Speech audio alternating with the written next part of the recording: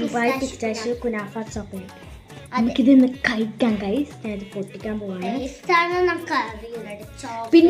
പിന്നെ നമുക്ക് ഈ വീഡിയോ ആദ്യമായിട്ട് കാണുന്നവരാണെങ്കിൽ ലൈക്ക് ചെയ്യുക, ഷെയർ ചെയ്യുക, സബ്സ്ക്രൈബ് ചെയ്യാം.